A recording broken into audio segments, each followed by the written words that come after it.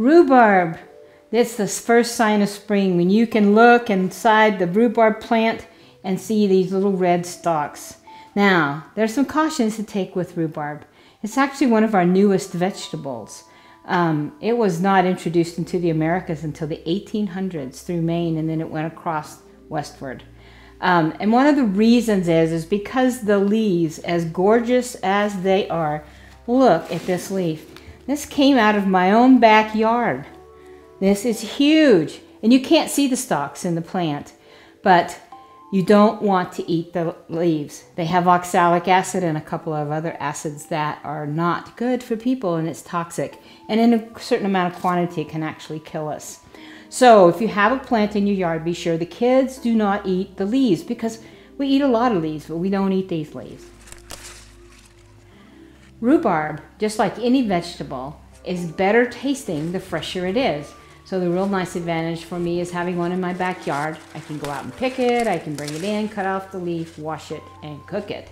So if you're thinking of adding something to your garden space, try a rhubarb. So the first thing you do when you come in is you've got to take the leaves off. You might want to do this outside if you had a table out there. But all you do is you cut right here at the base of the leaf. You can tell where the color starts. And some are really solid red, some are even green. There's green varieties of rhubarb. And it's not as tender as you'd think it'd be. It's pretty, oh no, coarse would be a good word for it. And then you just toss the leaves. Now, the other thing that you have to be careful of is when you're cooking or even cutting the rhubarb, to be sure you do not use a metal that it can interact with.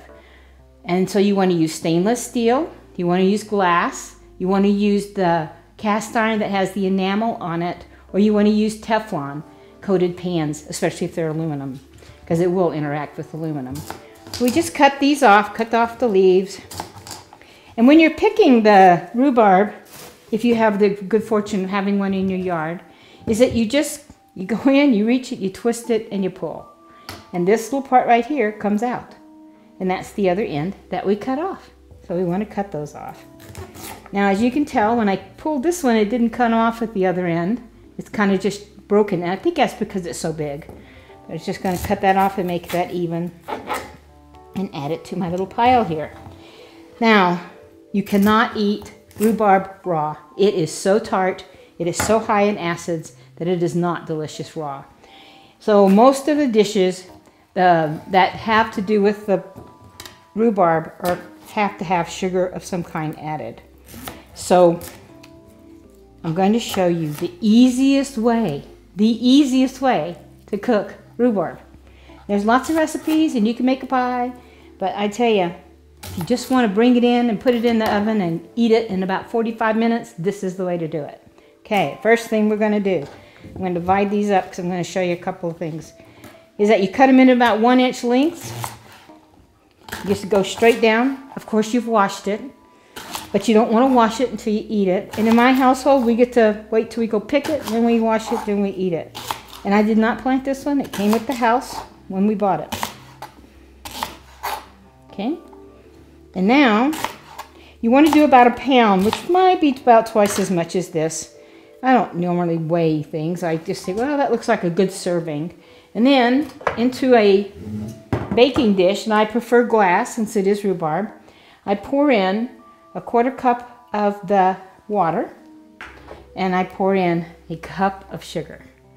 And that seems like a lot, but when you even start to eat this, you'll wonder, where did all the sweetening go? Because there really wasn't much there. So I just kind of mix this up in the dish. This is a 1-dish meal. Get it all dissolved in the water, you know, so that there's no dry sugar showing.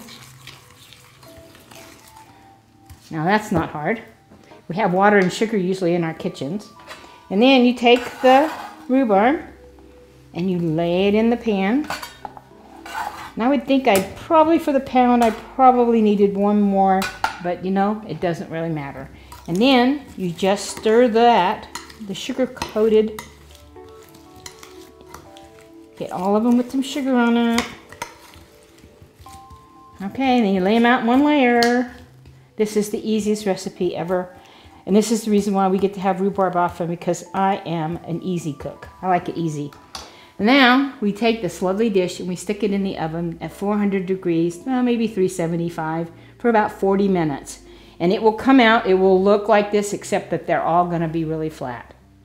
Now for the storage of rhubarb, one of the best things to do is to do exactly like we were doing for this recipe, is that we're going to cut them into 1-inch lengths. It's kind of like the formula. Just going to cut these up. Because the thing is, actually rhubarb comes off a lot from the late spring through most of the summer, probably midsummer. And you want to get a bunch when they're on sale at the store, and they usually sell them already with the leaves off, of course, and just the petiole as it's called, but we usually call it, you know, like the stem. Oh. So now I've got these washed, I've got these cut, and I lay them out, on a cookie tray, just like this, and fill up the cookie tray.